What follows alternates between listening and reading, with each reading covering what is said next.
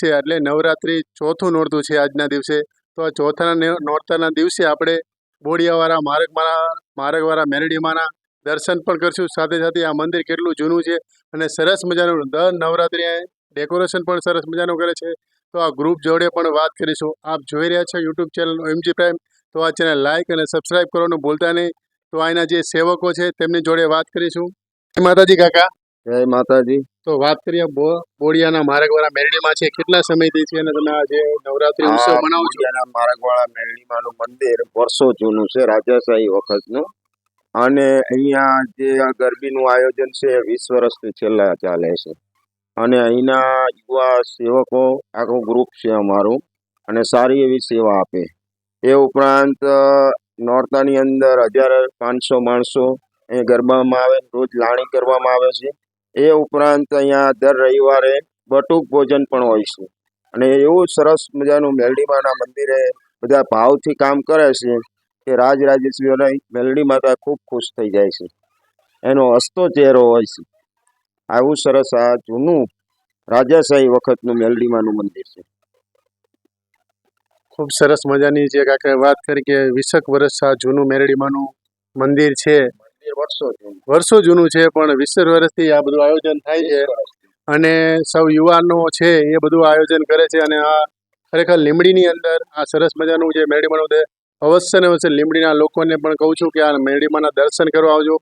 સાથે સાથે એનું વાતાવરણ પણ એટલું સરસ છે અને અહીંના આજુબાજુના લોકો એની સ્વચ્છતા પણ એટલી જાળવે છે કે અહીં લોકોને આવવાને આશ્ચર્યજનક થાય કે આટલું હોવા છતાં બહુ સરસ મજાનું ચોખ્ખાઈ પણ રાખે છે. સાથે સાથે સંપીને આ લોકોના અલગ અલગ સમાજના હોવા છતાં મેરડીમાની કૃપાથી લોકો સંપીને આ વિસ્તારમાં રહે છે.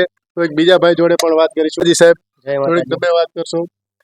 અમારે અહીંયા દર વર્ષે મેરડીમાના મંદિરે યુવક મંડળ દ્વારા અમારે આયોજન કરવામાં આવે છે, જે ખૂબ સરસ રીતે કરવામાં આવે છે.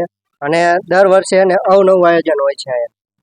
અને દર વર્ષે અલગ અલગ રીતે બધા જ પોતપોતાનું કામ કરી રહ્યા છે અને સેવા પણ ખૂબ સારી આપે છે. અને જ્યારે પણ જરૂર પડે ત્યારે કોઈ પણ હોય, અને અહીંયા કોઈ પણ જાતની કોઈ પ્રકારની કોઈ ચિંતા પણ કરવાની જરૂર નથી રહેતી. અને માતાજીના દર્શન ખૂબ સરસ રીતે બધા કરી આવે છે. દર રવિવારે અમે બટુક ભોજન પણ કરાવીએ છીએ યુવક મંડળ દ્વારા. અને અહીંયા આયોજન થાય ત્યારે કોઈ પણ જાતની કોઈ પણ ઉપાધિ કોઈને હોતી નથી. જ્યારે પણ હોય ત્યારે છૂટ હોય છે બધાને. આયોજન કોઈ પણ જાતની કોઈને ટેન્શન રહેતું નથી. અને માતાજીના દર્શન જ્યારે કરો ત્યારે ખૂબ આનંદ થાય છે. તમે એકવાર આવો અને આ મારા મેરડીમાના દર્શન કરવા જરૂર આવો. લીંબડી પધારો. એવી મને બહુ સરસ મજાની ભાઈ વાત કરી કે મેનેજમેન્ટ જે યુવા ગ્રુપનું છે બહુ સારું છે. સાથે સાથે શાંતિથી અને પણ બહેનો આવે બધાય સેફ થઈને મેરડીમાની કૃપાથી સરસ મજાનું ગરબાનું આયોજન પણ કરે છે. તો આ ગ્રુપને ખૂબ ખૂબ અભિનંદન. અને દર વર્ષે આવું નવું આયોજન કરે એવી મેરડીમાને કૃપા કરીએ.